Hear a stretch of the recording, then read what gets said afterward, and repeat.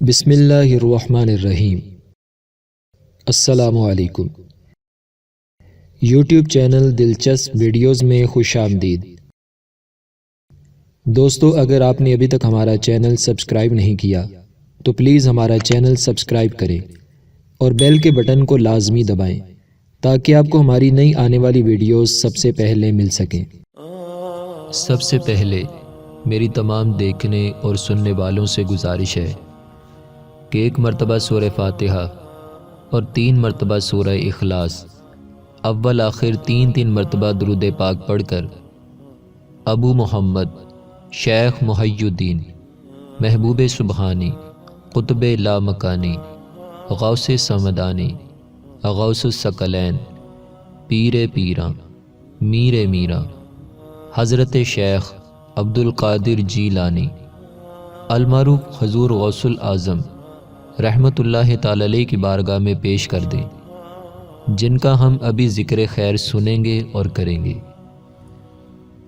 حضرت شیخ ابو القاسم عمر البازار علیہ رحمہ فرماتے ہیں کہ حضور شیخ عبد القادر جیلانی علیہ رحمہ نے فرمایا کہ جو شخص مجھ کو مصیبت میں پکارے تو اس کی وہ مصیبت جاتی رہے گی، اور جس تکلیف میں مجھے پکارے تو اس کی وہ تکلیف جاتی رہے گی۔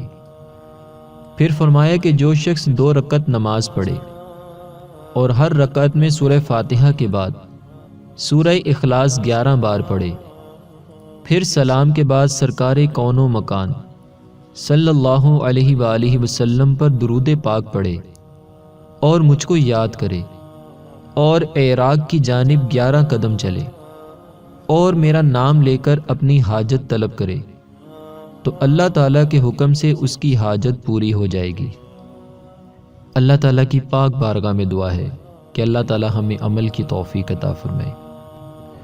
دوستو، پاکستان میں جب ہم قبلے کی طرف منہ کر کر نماز پڑھتے ہیں تو اس کی بائیں جانب حضور صلی اللہ علیہ وآلہ وسلم کا روضہ مبارکہ ہے، اور جب ہم پاکستان میں قبلے کی طرف منہ کریں تو قبلے کی دائیں طرف حضور غوث الاعظم حضرت شیخ عبد القادر جیلانی رضی اللہ عنہ کا روضہ ہے۔